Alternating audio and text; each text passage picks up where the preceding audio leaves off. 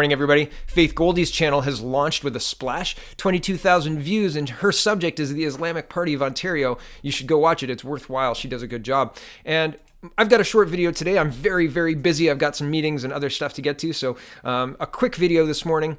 I've long said and long talked about a conversation about immigration and what the consequences of the immigration levels are, and have Canadians been consulted about this? I mean, the government goes in and makes choices, and the Trudeau government of the last 3 years have illustrated this point really well. They don't listen to the Canadians. They just pass what they want, especially in a majority government situation. And so my frustration growing up and becoming an adult in Canada is that there's a really big divide between what people on everyday Canadians want and what the government implements. And it's hard to see day to day because you don't really notice it and you don't want to be quote unquote racist, right?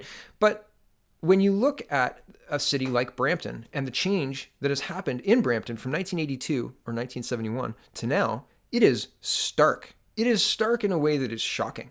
And this article was written originally in 2013, so I think the population numbers are off, and there's, Brampton's more populated now, I believe. And that's 5 years ago, right? 2013, that was a long time ago, almost 6 years ago. Or I guess 6 years ago now. We're not in 2018 anymore. But, well, here it is. We're going to go through it, and then I'm going to read something that a Redditor wrote because I think it's better than something that I could come up with. And, yeah, it just makes me kind of sad. So here it is in pictures. Reporting by the Globe and Mail, then and now, Brampton's transformation over the decades. It says Brampton has evolved from a quaint farming community to Canada's 9th largest city. And here's the City of Brampton welcome sign, pictured April 1982. Back then, the city's population was 141,000, a fraction of where it presently stands. And you remember those? I remember driving past that to visit my grandmother in Toronto. Sometimes, anyway. Here is a current modern day Mount Pleasant subdivision. Now the city's population is approaching 550,000, making Brampton the 9th largest city in Canada. Again, this is 2013. This is Ontario Premier Bill Davies touring the Brampton Fall Fair in September 1971.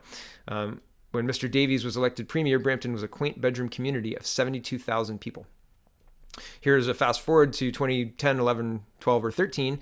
This is Jabir Bath, 15, in the center. He performs drills during a soccer practice with the Sikh Sports Club House League in Brampton. The city's population growth has been driven by immigrant arrivals. So, quick question: it's the Sikh Sports Club House League. Could you have a old stock Canadian white sports club house league? Could you have an Asian sports club house league? Could you have a Muslim sports club house league?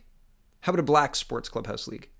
Is one of those not okay and the others fine? Is one or two of those not okay and the others fine? I find it interesting, the difference between those. And I don't know, I don't know why that is. I think racism travels in one direction these days. So, and that guy's 15? Okay. Here's a 1985 construction. I remember that look. I remember how that looked. I grew up in a neighborhood under construction. Here's Brampton, currently a subdivision. Unlike generic-looking subdivisions, this Brampton project breaks away from the traditional suburban layout.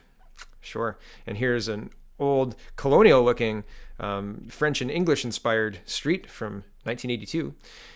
Here's Rohit Luthra, Ricky Mann, and Chamlika Punjab are regular visitors to Chandri Chowk Plaza, located at the corner of Ray Lawson Boulevard and McLaughlin Road. There they are. And this one made me sad. This one just made me sad. Brampton City Council and Mayor Office pictured in April 1982, and it's got the Heritage Book and Gift Shop, Mayor and Council Office. Yeah, that's the Canada that I remember growing up in, and it's a shame that the architecture and the focus is on the Chowk Plaza. It's very strange. It's a very strange thing. And so onto the Redditor that wrote something that I find better than I could come up with. It's user Old Stock Canuck, and he says, quote, "Why can't we have a homeland? Why do the Indians have India? Islam has all of those places they conquered. Russians have Russia. Koreans have Korea, etc. Old Stock Canadians have no homeland other than the country our forefathers built. Whole cities have been taken by actors from these other countries, yet we would not be welcomed and showered with praise for going to the United Arab Emirates and taking over a city. Odds are it would be illegal. So here we are, Canadians without a Canada. Why the heck do we have to give up our homeland when these people do not assimilate and maintain ties to foreign lands via insular languages and other creepiness? That just means languages that they speak and we don't. Back to the writing here. This is a sad portrait of a thriving Canadian town. For Canadians were subsumed by people who look, act, and live like they are somewhere else. It is happening all over. Cities around 40 to 100,000 people are the current targets for replacement. Temporary foreign workers were just to make it so that you were used to seeing these folks working at Timmy's or Walmart. Soon, they will be fully staffed by no longer temporary foreign workers. The sad thing is, it's not just the demographics changing. It is our culture. Our government is so PC that Canadians wanting to keep our country the way it was in 1981 are viewed as evil and backwards. We should be happy that Canada is mainly Chinese, Indian, and Islam. Because if you are not pro-demographic replacement, you are racist. And Mr. Trudeau will call you racist. Back to the article. But we don't want to be replaced.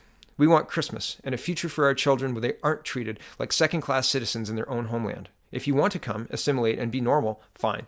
Don't break what already works. Enjoy the view. But lately, the assimilation part has been forgotten, and these people want to turn our homeland into a reflection of the shithole they just left. Why? Yes, I'm a non-violent racist. I'm comfortable with that. Our prime minister is a racist, but he would never admit such a thing.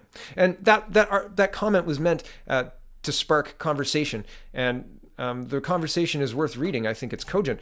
But more to the point, we are watching our cities transform before our very eyes, and any dissent for that transformation is met with, you are racist, you shouldn't get a say, be quiet and sit down, this is the plan. Is this what we want? I want a conversation about this. I want our elected officials to represent what most Canadians want.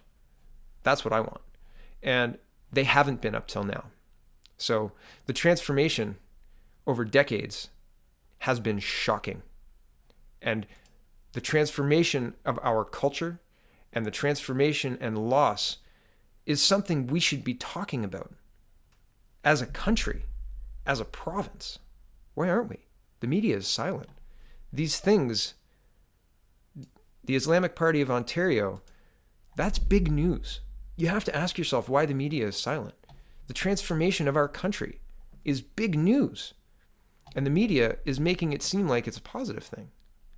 It's interesting. Got to ask these questions. We have to ask the people who are asleep these questions. Is this okay? Is this what you thought that your children would be growing up in when you were a child in 1981 or 1971? Is this what the expectation of your parents was? Is this what they thought their government was doing? Really? 15? Thanks for watching, everybody. Have a wonderful, wonderful day. Check out thepeoplespartyofcanada.ca.